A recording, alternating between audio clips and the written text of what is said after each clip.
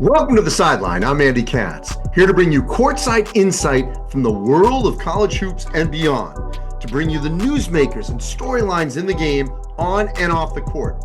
This is where college basketball lives and real conversations happen. So grab a seat and watch, or put on your headphones and listen. Let's get to it. Pleasure and an honor to be joined by Sue Bird, the first ever managing director of USA Basketball.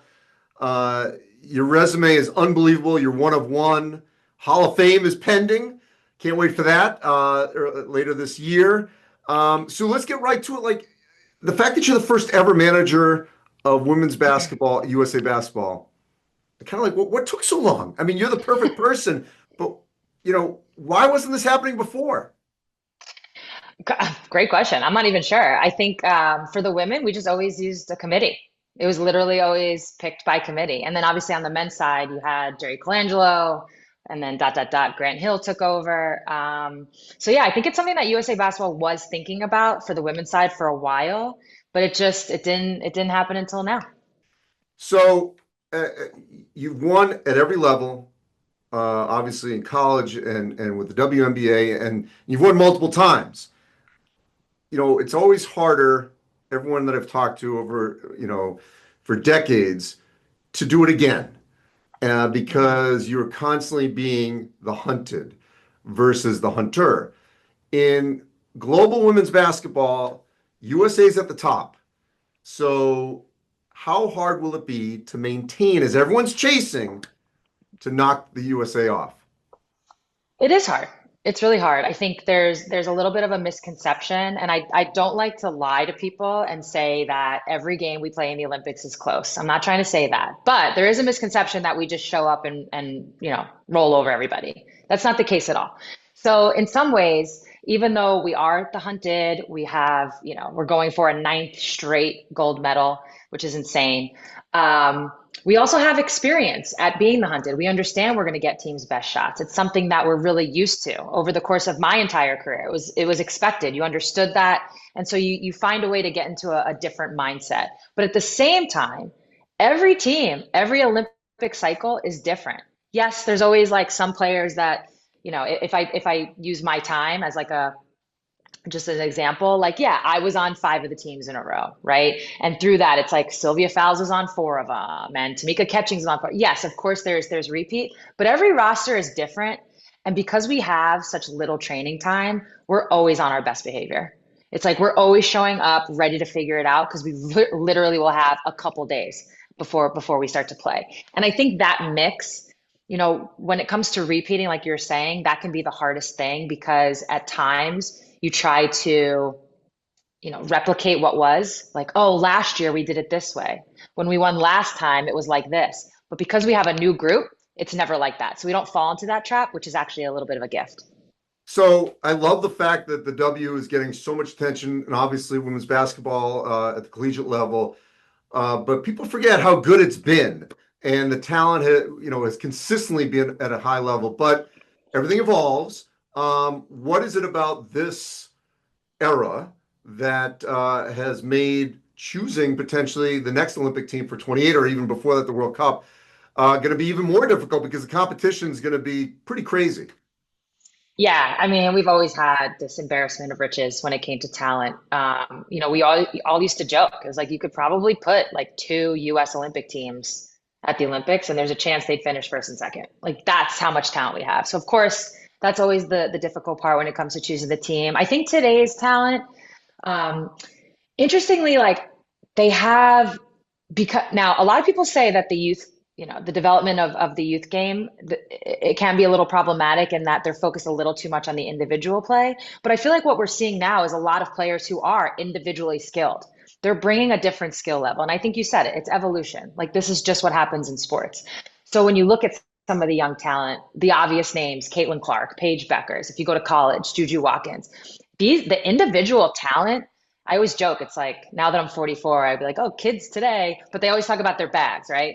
Like they have oh, what's in your bag? You got a deep bag. Oh, I was in my bag. But they do. They have deep bags. So that skill level, I think, is much higher than it was even, 15, 20 years ago. So that's going to be an interesting part for me to kind of see the individual skill level, see the talent, but then try to figure out who is going to come together and form the best team. And that's always the challenge, but that's what makes it a little unique this time around. So here's what I love, Sue. So I'm a little older than you. Um, Grew up in the Boston area, saw those great Sonics teams. Sonics go away. Uh, when I was at ESPN, obviously, I know everything that I lived in West Hartford, Connecticut at the time. So everything you've done with UConn and Gino and everything that. I'm covering the Seattle Regional for Turner this past March. Every day we came in, it was me, Lisa Bynden, Jalen Rose, and Robbie Hummel. We'd come in the car, and you know where we went in? We went on Sue Bird Way and into the Climate Pledge Arena. And that was so Yeah. cool that, here, the original home of the Sonics, hopefully they'll come back. And yet we're coming in to Sue Bird Way, Seattle Storm, 4 titles. It's amazing. Like, so when you think about your past, the Olympic golds, what you did at UConn, but what you did at Seattle, like, where do you put that in terms of your own legacy? Yeah, I mean, it depends what day you ask me, because sometimes college felt, like such an accomplishment, which it was. But it was already established, right? Like Rebecca Lobo, the 95 team, we were just trying to replicate that. And then you talk about the Olympics and we already covered that. So many gold medals in a row. And, again, you're just trying to like maintain something. But in Seattle, that was really my first time where I helped create it, right? Like I'm one of the players that set the tone, set the bar, set the standard for what success looked like for that franchise. And that was really the first time. I mean, even if I go back to high school, I went to Christ the King. It's like they had already won. I can't even tell you how many state championships. So I was always on teams that was just trying to maintain or stay at the top, which again, we talked, has its challenges. But this is the first time where I was like helping create it. And I think that's what makes Seattle different. Not better or worse, but just different. So when I go back there, that's very much how I feel. I feel like it's also a place where I grew up. I really became an adult, but I also became like a professional athlete in this city. So to win 4 times there, to do it, we never went back to back. We kind of did it in like 4 different ways. I don't know what that says, but hey, at least we got back to the top. It really is. It holds a very special place, especially the ones towards the end of my career, because I really wasn't sure if I'd ever get back to the finals. Well, and by the way, people should know Lenny Wilkins has a street and all he did on the men's side, and then there's your name. I just Yeah, I we've got look a at we it got a every day. nice Yeah. little intersection there. Yeah. And hopefully the Sonics will come back. And obviously Seattle is now your home. Megan Rapinoe and you're together, and you got a Touch More podcast, which has been so successful. You got a new podcast, Bird's Eye View, which is really coming at the right time for the WNBA. And just watching your interview with Sabrina, there's just so much interest, which is great. That it's coming. Where was that void? Like, you're filling that void right now. What do you hope to accomplish with that podcast? Yeah, well, Bird's Eye View is very much like a basketball podcast, right? And you mentioned Sabrina was the first episode, but that was actually at the start, or sorry, prior to the start of the WNBA season. So what I'm hoping for is as I get more into the episodes, that player interview part will always be the same. I want to talk to players. I want to talk to them like player to player, have the conversations about their mindset, their game, where their team's at, where they're at in the season, like get into all that nitty gritty. I also want to add to the start of every episode, like just what I'm seeing in the WNBA. Maybe it's a player, maybe it's a team, maybe it's a theme, and just kind of get that mix. And you brought up there being a little bit of a void. I noticed it last year in like the ecosystem that is the coverage of sports. There just wasn't this. There wasn't a player who could talk about things in a nuanced way, who could set the record straight at times when things, get a little weird out there. So I could sense it. I can sense it. A Touch More actually does that a little bit. That's more, I feel like, in the frame of like narratives and storylines. Whereas for me in Bird's Eye View, I can just do it with players talking about basketball.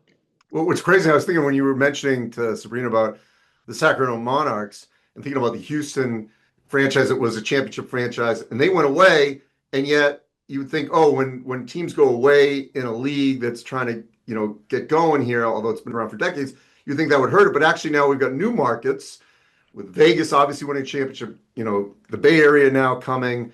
It just feels like the health of the game is at an all-time high that's only going to get better. What needs to happen in that next, sort of that next step?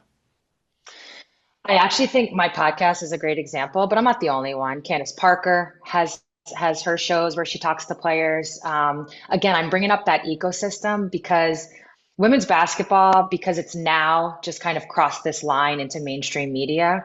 There's a lot of people that, you mentioned Sacramento and Houston. There's a lot of people who are trying to talk about the WNBA in an intelligent way that probably didn't even know those franchises existed. And you have to have an understanding of the history. You have to understand where we were, what we went through in order to get to this point to really tell the stories in a way that allows fans to engage. And that to me is like the next level, right? We got the TV deal. The WNBA is going to go through a CBA next year. Fingers crossed that all goes well. And I think when you get to the part where fans start to engage in a way that creates like a generational fan, that's where we're at now. Like that's what we need to start doing now as a league. Because I remember going to Knicks games as a kid, and it's like whether they were good or bad didn't matter. You were just a Knicks fan. That was it. And so that's where I think our league is headed, and I think that's that next layer. Yeah, and I'll just tell you, there was one year, a couple of years ago, I think it was right before COVID. I was on a flight from Vegas back to Bradley in Hartford with the Aces, and I just remember, Lambier was coaching at the time, and he's like folding himself into like a middle seat, and the whole team's on the. I'm like, come on. So finally, across that. All right, last thing. Yeah. I want to circle back to the Hall of Fame. I didn't get a chance to talk to you because I interviewed all the Hall of Famers at the Final Four and the men's Final Four. You were obviously at the women's Final Four. You and Maya Moore. I mean, it's unbelievable honor. I just want to, put in perspective when you got the call, and it'll obviously the waterfall of emotion will flow over you. I know when you're there in Springfield, but what was that like when you heard that you will be a member of the Basketball Hall of Fame, which is a legacy? I mean, that's a forever. Yeah. I still think it's not quite hit, because the Hall of Fame and like getting into the Hall of Fame and getting the call, something you hear about, other people experiencing and you just hear about, it always felt so far. And I can honestly sit here and say I did not play to like get to the Hall of Fame. I knew about it. I mean, as a kid, I was taken to Springfield. I saw all the faces on the wall. I actually saw the one that sticks out is Ann Donovan and Carol Blazejowski, right? And I got to play four, which was amazing. So I saw the women up there and I understood like what could be, but it still just always felt so far. So the fact that it's here, it's really hard to wrap your head around. But the part that has actually stuck out more than anything is who I'm going in with. And I think, you look back at other classes, I did a little bit of a deep dive on it. It's kind of rare to go into the Hall of Fame with people you played with.